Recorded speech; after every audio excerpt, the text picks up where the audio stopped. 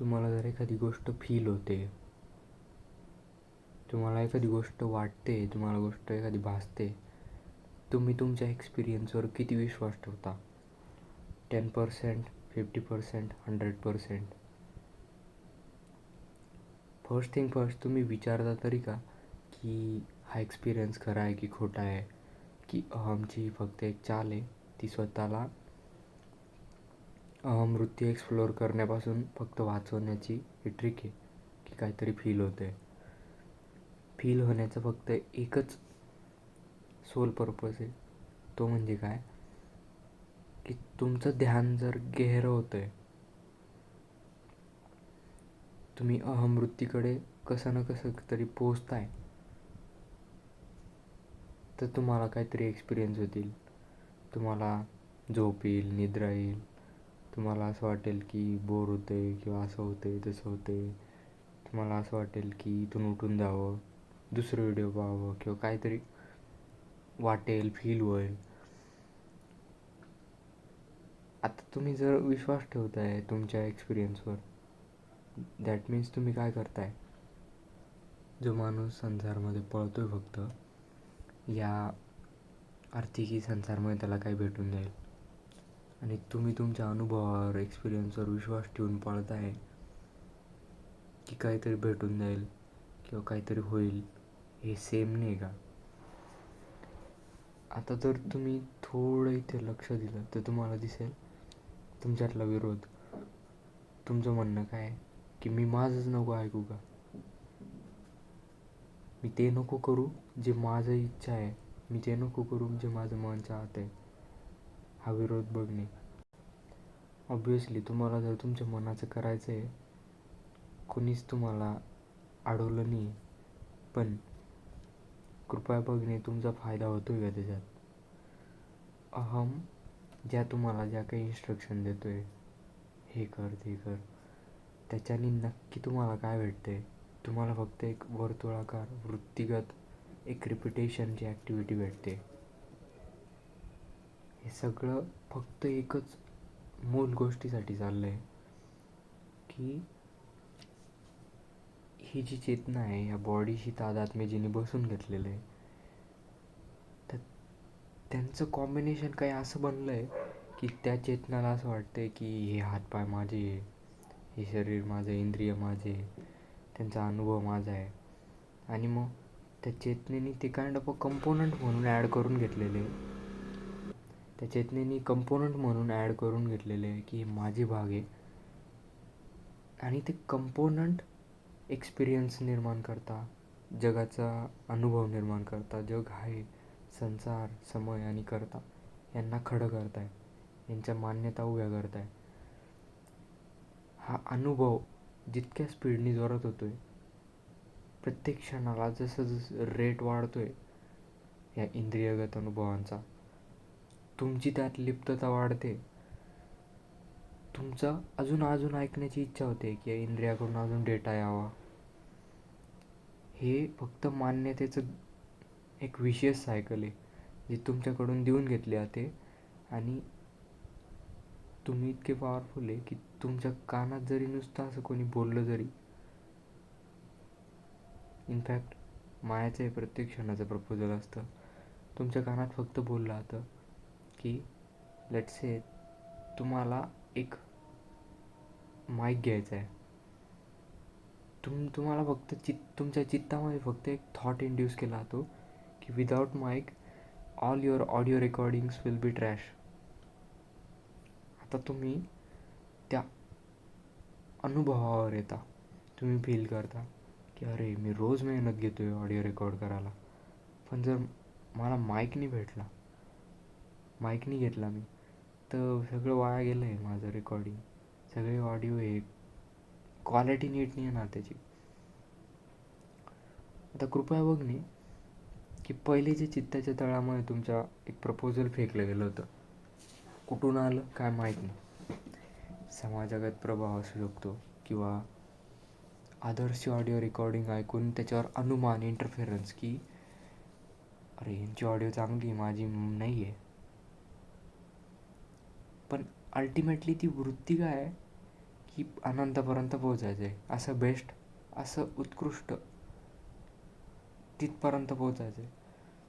पण त्याच्या नादात माया काय म्हणते की ते नाही, तू सृष्टीलगत जे हातालगत जे काम आहे ते कर. आणि एक्सपिरियन्स कसा घडला जातोय, तुमच्या चित्ताच्या तळात पहिले एक दगड फेकला माईकची अपूर्णता, आणि तुमच्यामध्ये तो खोटा आहे.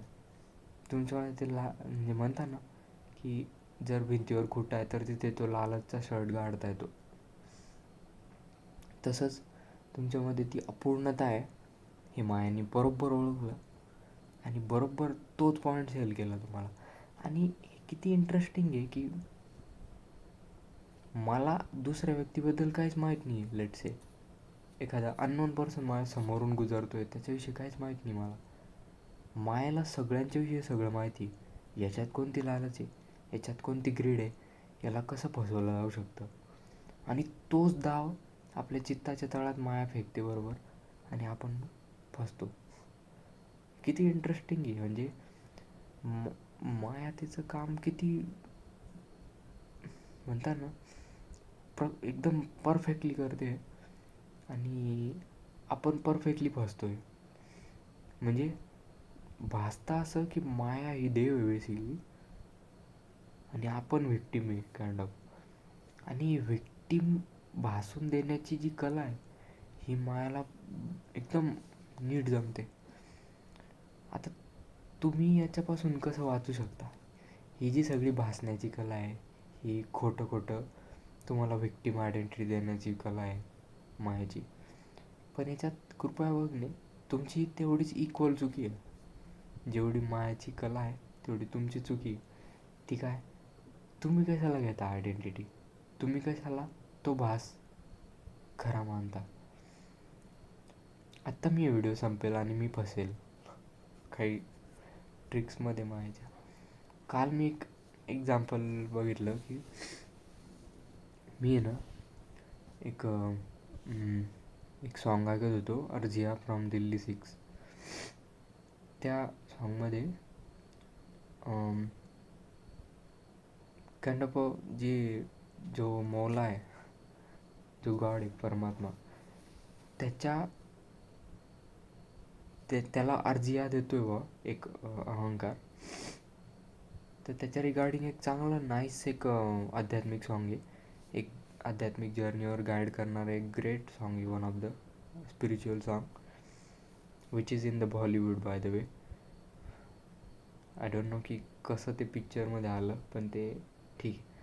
तर आता झालं काय, मी अर्जिया सॉन्ग ऐकत होतो, तेवढ्यात मला दिसलं की बाहेर एक आहे ना एक पर्सन होता, गँगस्टर लाईक पर्सन. तर तो एक सॉन्ग ऐकत होता, फ्रॉम आशिकी टू भुला देना मुझे. तर मला समजलं की सर आपण कायम फसलेलो आहे. मला ते अर्जिया सॉन्ग ऐकून भारी एक्सपिरियन्स होत होता. माया मला अर्जिया सॉन्ग ऐकून गंडवत होती, आणि तो गँगस्टर लाईक पर्सन होता, त्याला मे बी त्याला गर्लफ्रेंडने धोका दिला असेल, तर तो किंवा त्याला एंटरटेन करायला आवडत असेल त्या काइंड ऑफ ते गाणं नाही का, ते भुला देना आहे की पिया आहे ना, ते गाणं होतं ते आशिकी टूमधलं, राईट.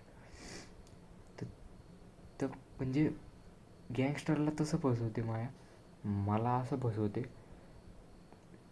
कोणीच वाचला नाही याच्यापासून, कोणीच नाही वाचला. तुम्ही जर ऑन आहे, समजून घ्या तुम्ही फसलेले. तुम्ही ऑन आहे, तुमचा हात हालतोय, तुमचं मन हालतं आहे, तुमचं शरीर हालतं आहे, मुवमेंट आहे तुमच्यामध्ये, तुम्ही फसलेले बस.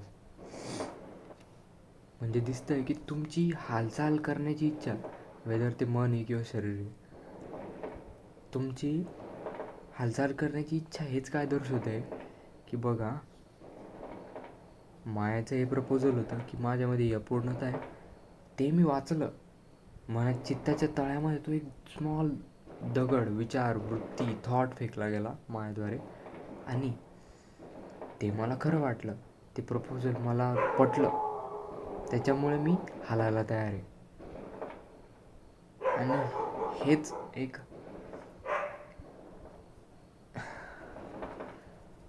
1000 वेळा दिसलं आहे, पण तरी काय हालायचं थांबलं नाही. आता लगेच जाणवलं की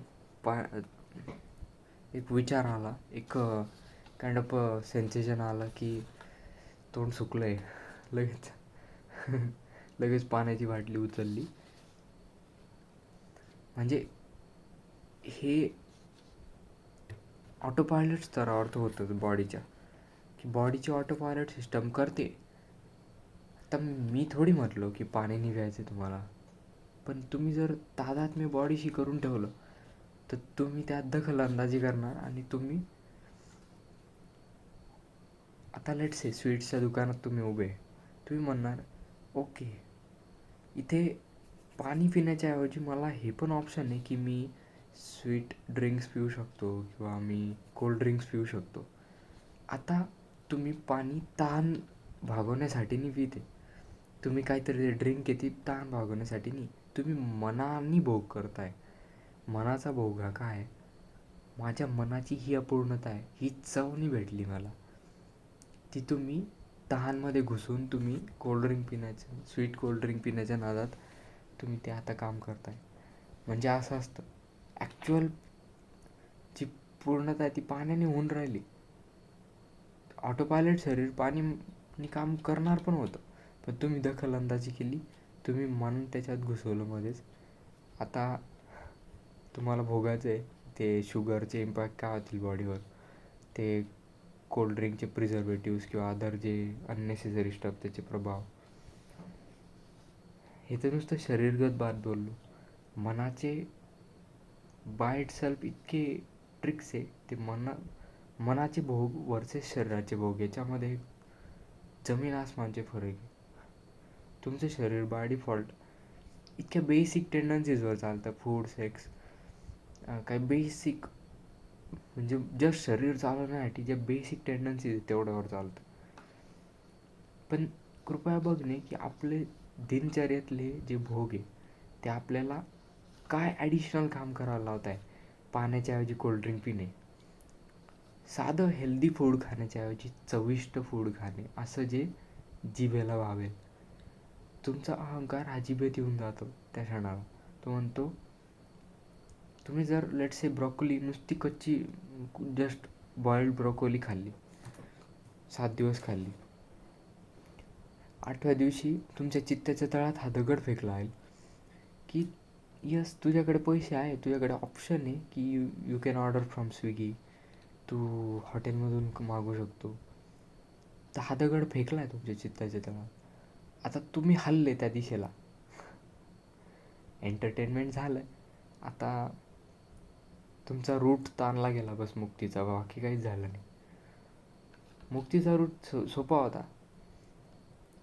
मी नाही म्हणत की रोज ब्रोकोलीच खात राहा, you can eat anything healthy शरीराच्या जे नीडसाठी. पण आता काय होईल, तुम्ही जर हॉटेलमधून मागवलं आणि ते खाल्लं आणि ते खाल्ल्याच्या नादात बघा अजून कसे दगडं येत आहे. ते जर चांगलं लागलं तर मनाच्या चित्तामध्ये दगड फेकलायला, अरे भारी आहे पुढं, नेक्स्ट टाईम आपण या हॉटेलवरून दुसरी ऑर्डर करू, दुसरं फूड घेऊ. खराब असलं तर मग अरे खराब आहे फूड पण ठीक आहे चल, स्विगीवर अजून 100-150 हॉटेल आहे, स्विगीचे संपलं तर झोमॅटोचे हॉटेल. म्हणजे तुम्ही एका दगडाला एंटरटेन केलं ना तर मागे लाखो करोडो दगडं बसलेले अजून तुम्हाला एंटरटेन करायला. ते म्हणताय की अरे हा इंटरेस्ट घेतोय का, आपला पिक्चर जो दाखवला आपण हाच राईट कॅन्डिडेट आहे, याला फसवलं जाऊ शकतं. तुम्ही जर एका पण याच्यात इंटरेस्ट नाही घेणार आणि तुमचं बेसिक जे चालू आहे आता, जसं पाणी पिणे, हेल्दी फूड खाणे, तर तुम्ही एक बेस लाईनने चालता आणि तुमची मुक्ती ही इतकी बेसिक म्हणजे इझी बनून जाते. त्याच्यामध्ये काहीच हे उरत नाही कॉम्प्लेक्सिटी. बाकीचं नेक्स्ट पार्टमध्ये.